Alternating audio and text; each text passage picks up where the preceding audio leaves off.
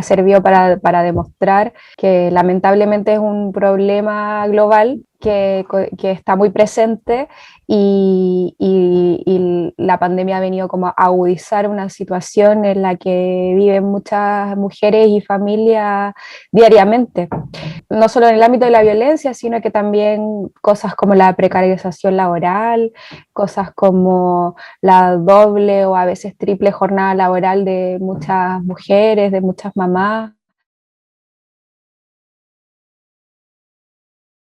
El movimiento feminista latinoamericano es un movimiento que ha agarrado mucha fuerza, tiene muchas causas comunes, muchos derechos todavía por los que trabajar, como por ejemplo el derecho al aborto, de la violencia doméstica, los feminicidios, como que hay muchas características comunes en cuanto a las problemáticas, pero también mucha fuerza cada vez más, muchas redes también. Hay, no sé, una conexión, por ejemplo, con la campaña del aborto en Argentina, que es muy reciente su triunfo, pero eso sí o sí nos sirve a todos los otros territorios que, por ejemplo, no tenemos ese derecho como ejemplo, como un ejemplo de organización, de lucha continua de muchos años.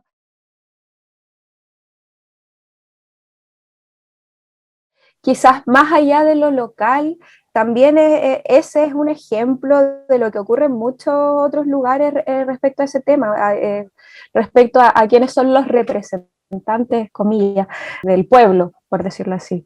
Quizás puedo hablar de lo que ocurre acá en Chile, que es también hay una gran crisis de representación en cuanto a las personas que ocupan estos cargos, por lo mismo. Tiene mucho que ver con como, quiénes son como personas, sobre todo quienes representan cargos públicos. No podemos las mujeres, las personas de disidencia, sentirnos representadas por alguien que violenta a su familia, a su esposa, o no sé de quiénes vienen las denuncias.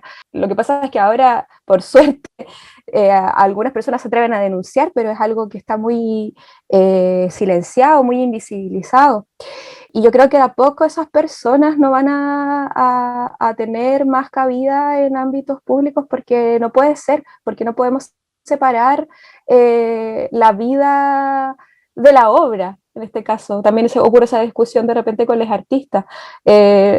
Quizás en otros contextos, en el pasado, en otros momentos históricos se puede entender que eso se haya separado, pero hoy hay personas que no podemos dejar que eso esté diferenciado, no es posible porque eso nos haría parte del problema, nos dejaría como encubridoras, por ejemplo, si yo estoy decidiendo votar por una persona que está denunciada por violación, por acoso, etcétera.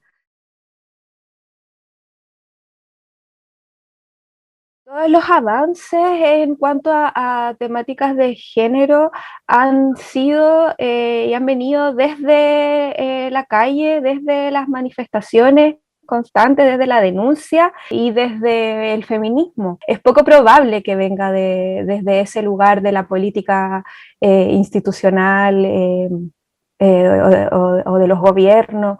En general son demandas que vienen desde la calle, desde una necesidad de quienes sufrimos estas violencias a diario, o las vemos o compartimos con quienes les sufren. Entonces, ahí en ese lugar es donde apelamos a un cambio cultural que obviamente es de largo aliento, todo este tipo de cosas de dejar de normalizar, de dejar de invisibilizar, aparecer nosotras también como representantes de nosotras mismas, no necesariamente con otros representantes. Yo creo que ahí está la potencia y de ahí eso se trasladará, por ejemplo, a un cambio, eh, por ejemplo, en nuestro caso constitucional. Si no hubiese sido las personas en la calle quienes reclaman, quienes exigen y quienes lo han exigido durante muchos años, no vendría jamás desde el presidente.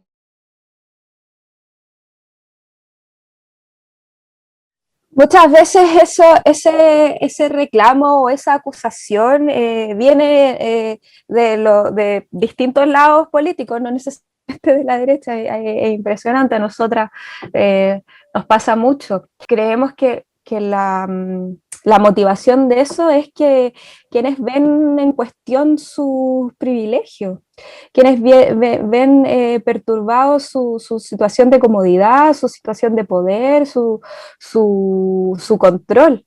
Entonces, quienes ven de alguna manera apelado por el movimiento feminista, por las demandas feministas, esta situación es quienes se sienten atacados y quienes reaccionan de esta manera.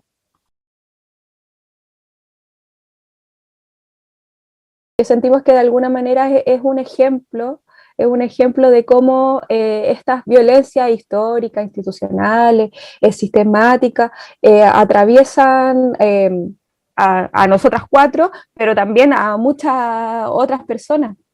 Entonces, en ningún sentido es una creencia o una verdad, sino que más bien pregunta, reflexiones. Entendemos mucho el feminismo como un camino, no una meta, no algo a lo que llegar, sino que se transita, que va cambiando, que va creciendo. Puedes llegar a esta idea, pero después cierta experiencia te lleve a otra.